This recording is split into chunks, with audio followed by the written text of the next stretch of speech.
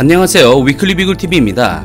오늘 준비한 소식은 한국판 골키퍼인 CIWS2의 30mm 기관포 장착 결정에 대한 소식입니다.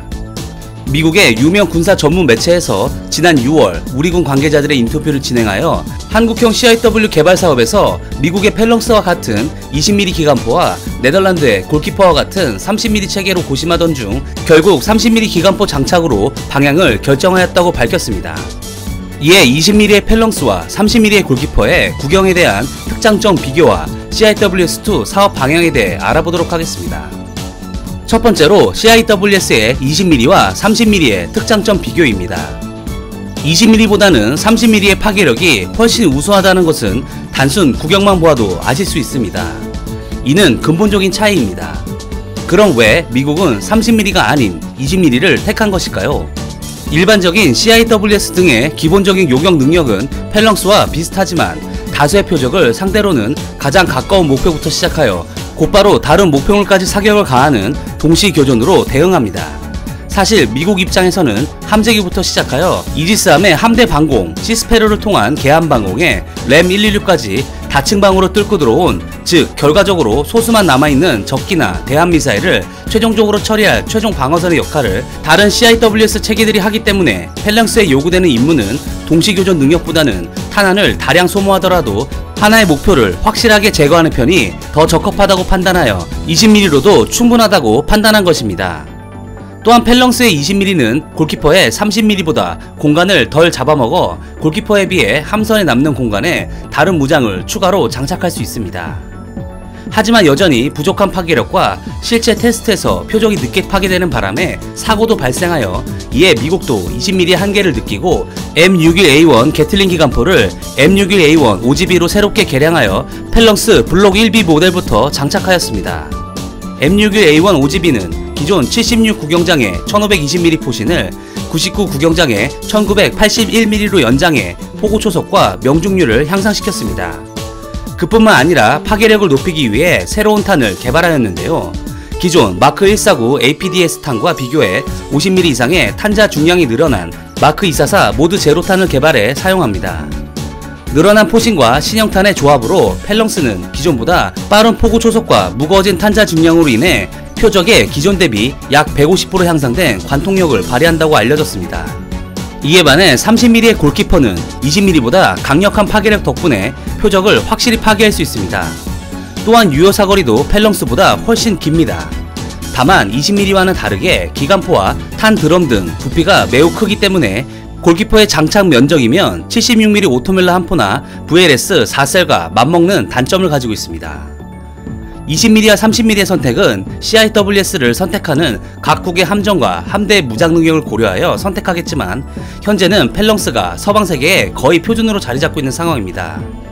그 이유는 저렴한 가격과 골키퍼 대비 작은 공간 그리고 통합의 용이함이라고 할 수 있습니다. 하지만 골키퍼가 비싸고 부피가 크다고는 하지만 그 파괴력만큼은 미국도 도입을 검토할 정도로 성능을 인정받았습니다. 많은 전문가들도 골키퍼가 그래도 펠렁스보다 한 수 위라고 평가하고 있습니다.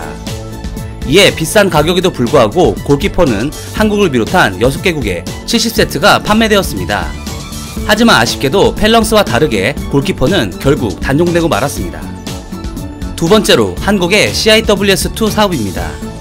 방위사업청에 따르면 CIWS2 사업은 이미 17년 10월부터 시작되었으며 올해 5월 사업 추진의 기본 전략 수립을 완료하였습니다.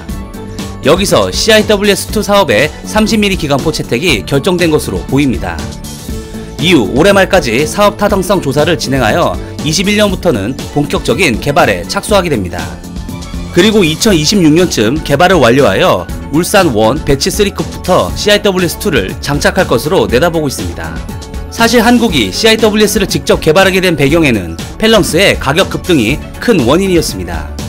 골키퍼는 이미 단종되었고 서방세계에서 개발한 성능 좋은 CIWS는 펠렁스가 유리하기 때문에 미 레이시온사는 펠렁스의 가격을 말도 안 되는 가격으로 한국에 제시하였고 저렴한 가격이 장점 중 하나였던 펠렁스의 선택에 대한 이점이 완전 사라지게 된 것입니다. 이에 터무니없이 비싸진 펠렁스를 구매하는 것보다는 독자 개발을 택하게 된 것입니다. 사실 이미 2005년에 구 삼성 탈레스가 네덜란드 탈레스와 손잡고 KCIWS를 제안한 적이 있었습니다. 하지만 당시 개발 성공에 대한 의구심과 개발 기간 등 여러가지 사정으로 인해 KCIWS 사업은 사라졌었습니다. 하지만 레이지온이 펠렁스 가격을 가지고 장난을 치는 바람에 결국 독자 개발을 결정하며 다시 부활했습니다.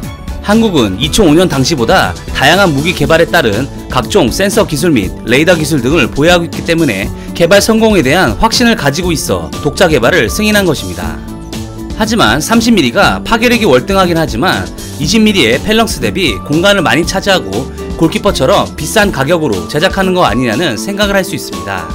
하지만 일전에 구 삼성 탈레스의 제안을 보면 주요 부품을 한국에서 생산함으로써 비용을 30% 이상 절감할 수 있으며 포탑 자체의 경량화 재설계를 통해 수백 킬로그램을 경량화하는 제안을 했었습니다.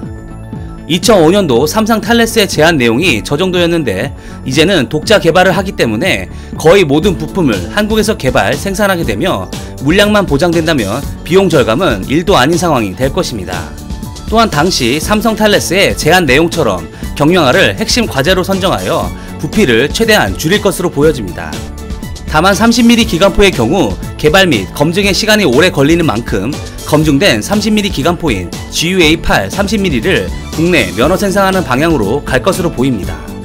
향후 CIWS2가 개발이 완료되면 울산1 배치 3급을 시작으로 KDD-X급 구축함에 장착될 예정입니다. 또한 한국 함정이 해외로 점차 수출되고 있기 때문에 패키지로 함께 판매될 가능성도 높습니다. 실제 필리핀의 호세 리자람의 경우 초기 설계에는 펠렁스가 장착된 것으로 보였으나 결국 비싼 가격으로 무장을 포기하였습니다. 하지만 향후 한국의 CIWS2를 패키지로 구매하게 된다면 이보다 저렴한 가격으로 고성능의 CIWS를 획득할 수 있게 될 것입니다. 이번 CIWS2 사업이 미국의 펠렁스를 뛰어넘는 세계 최고의 CIWS로 자리 잡았으면 하는 바람입니다. 이상 위클리 비굴이었습니다. 시청해주셔서 감사합니다.